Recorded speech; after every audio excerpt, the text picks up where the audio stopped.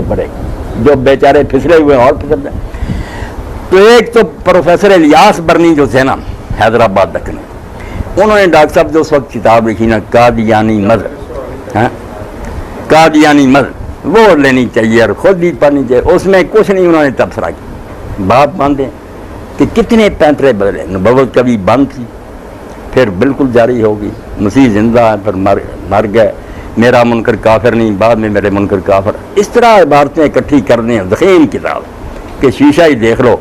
کیا ان کے پر کوئی ہے جس پر یہ ٹکے ہوئے ہیں، بہت اعلیٰ کتاب۔ اور جو غداریاں انگریزی حکومت کی خوشامد،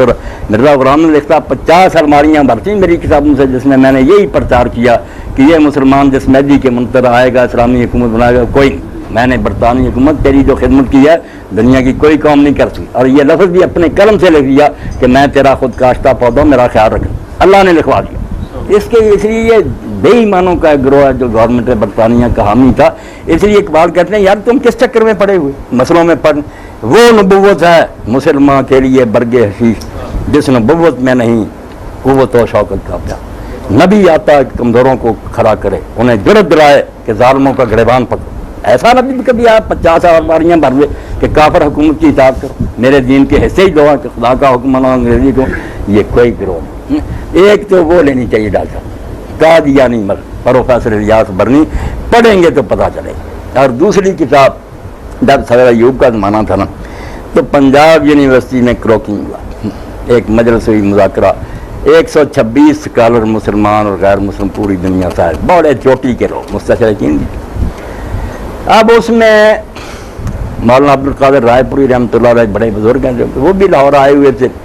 ان کے مرید ہیں، خلیفہ فوت ہو گئے مگر عالم اسلام کا وہ سرمایہ تھا، دنیا کی یونیورسٹیاں انہیں اعزازی طور پر بلاتی تھیں اور واقعی ان کی بات میں جان تھی، کوئی ان کے سامنے بول نہیں سکتا۔ سید ابوالحسن ندوی رحمۃ اللہ علیہ ان کو بھی دعوت ہی نہ آ سکی، تو بعد میں جب آئے تو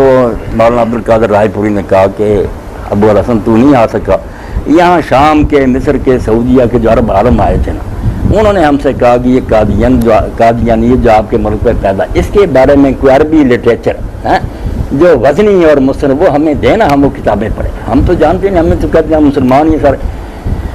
تو کوئی کتاب نہ ملی جو شایان شان ہو۔ تو مولانا عبدالقادر رحمۃ اللہ علیہ نے کہا کہ ابوالحسن تیری عربی کو عرب مانتے ہیں،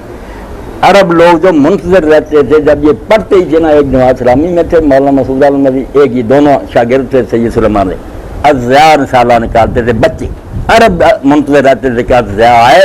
اس کو پڑھ کر ہم اپنی عربی درست کریں، بہت قابل لوگ۔ انہوں نے کہا تو کوئی کتاب لکھ کے دے۔ اب ابوالحسن رحمۃ اللہ علیہ نے ساری عمر اس قادیانیت کی کتابوں کو ہاتھ نہیں لیا، اس گندگی کو کیا پڑھ،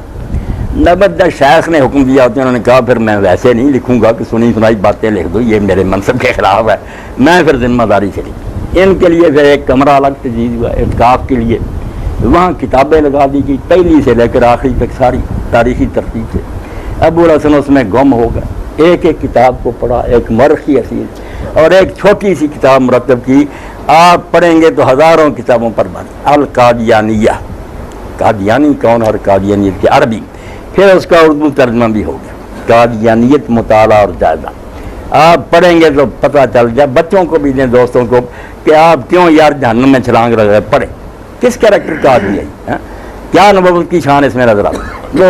200-300 صفحے کی کتاب ہے، مل جائے گی قادیانیت مطالعہ اور جائزہ سید ابوالحسن نجوی۔ یہ 2 کتابیں تو جو ہے نا اس فتنے کے لیے ان دنوں میں آپ ضرور لوگوں تک پہنچائیں تاکہ بچے بھی پڑھیں، جن کی قسمت میں ہدایت و پال ہے، اگر کوئی ڈوبنا چاہتا ہے تو پھر اللہ کے حوالے۔